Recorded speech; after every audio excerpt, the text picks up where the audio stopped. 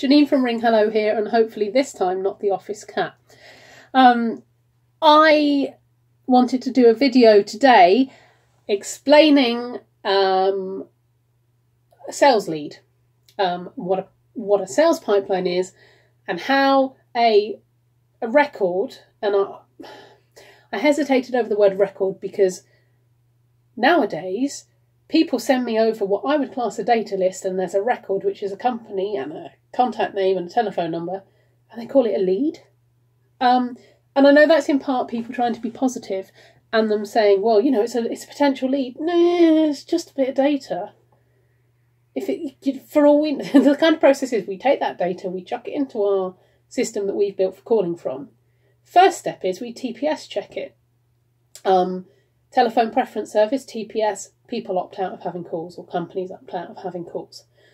Great if you don't want calls at home. Can't stop them coming from abroad, but still helps. So, you know, this lead could just actually be nothing. So, told you Office Cat was going to come in. Please stay there. So the process then is they're TPS screened, they're called, and then quite often we're either told that there's no decisions at this site, the person we're asking for is based somewhere else. You can kind of avoid quite a bit of that if you do a bit of research before you call. So although we do telemarketing, actually what we do is a lot more data profiling. At least if you want decent quality telemarketing, you have to allow us free rein to do that. We have to profile records before we call. That means looking online. Have we got the head office site? Who do we need? What contacts look like the right people to speak to? Asking for the right contacts, because receptionists are always going to tell you to email a generic address if you haven't got a name. So it's worth asking those. It's worth doing that research first. Sorry, so that you at least think you've got the right person to ask for. So gone are the days where you can pick up the phone and whack out the calls to hundreds of people in a day, because that isn't how you get decent qualified leads anymore. It just isn't. It's changed. You know, there was a time where we could do that. There was a time you could ask a receptionist. I remember phoning up RBS years ago and being able to ask the receptionist for loads of people in a row. Then they changed it. You could only qualify 5 at a time. And, you know, you just do your research first and it makes the world of difference. So anyway, back to a lead. We do the profiling. We think we've got the right person. We phone. You have a more intelligent conversation because you have got the right person, or at least someone involved in the decision process, or at least somebody involved who can tell you who the right person is. Then obviously you fill in the blanks. And for us, that means if there's a blank space on our database, we fill it in. We fill in the email address. We fill in the telephone number, the direct dial, and the mobile number for somebody if we are given that information. We always ask for it because that helps. And through the conversations we have with a prospect, we ask who is involved in decision process. You know, we have consultative chats with them, and we just find out what we need to know to make sure that our clients are very well placed with their products or service at the right time. So what normally happens is we'll phone somebody, and there's a few things that happen. You either get through to their voicemail, and I always leave a voicemail. My phone, my landline's set up to look like my mobile's calling. People call me back on my mobile, which is great.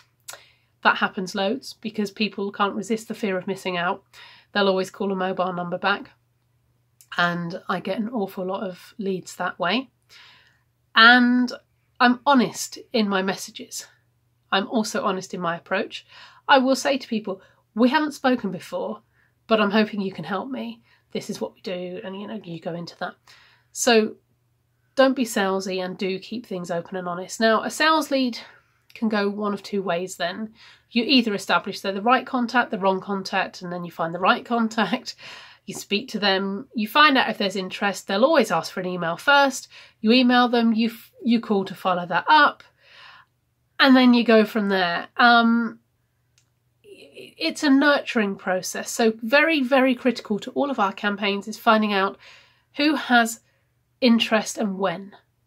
And we set a call back normally every 3 months if it's just a happy to keep in touch, If there's a specific project, we always call back a bit before they say the timescales are, just to double check the timescales are still what they say they are. And I had it yesterday. I set a meeting in April for one of my clients in September. Now, I called the prospect yesterday to check that that's still the right timescales, and it is, and they've still got the meeting in their diary.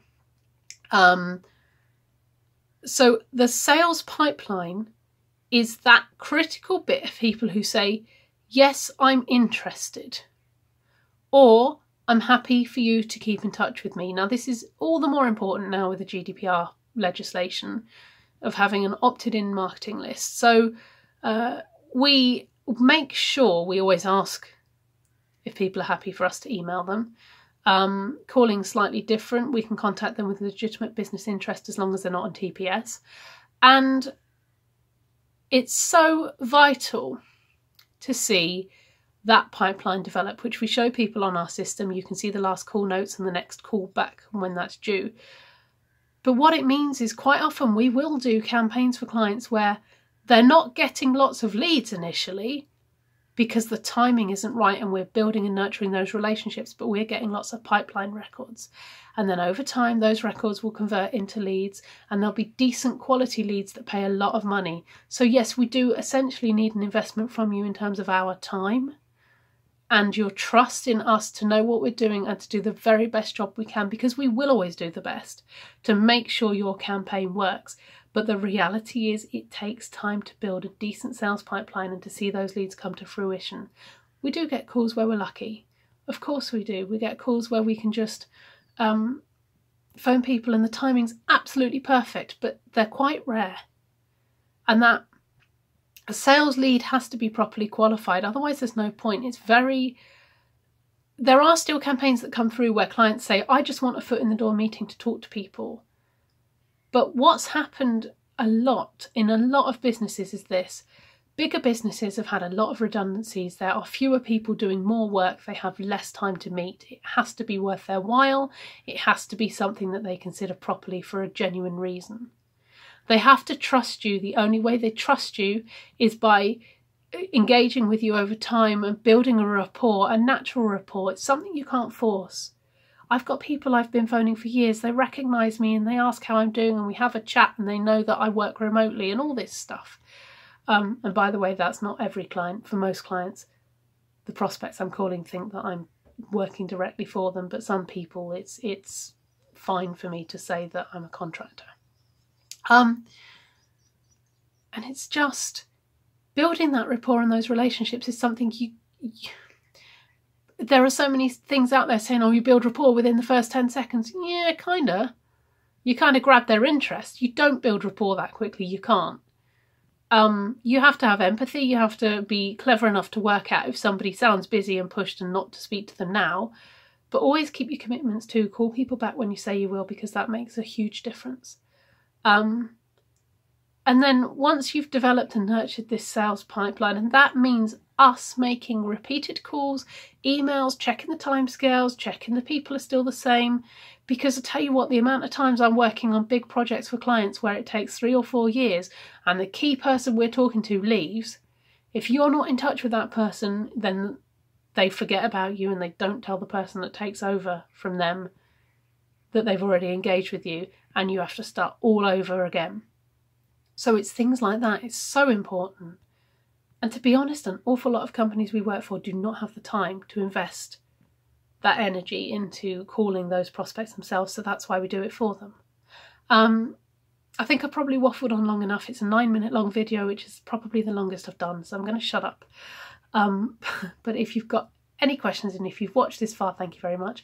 But just get in touch with me, 0800 009 6250. Thanks for watching.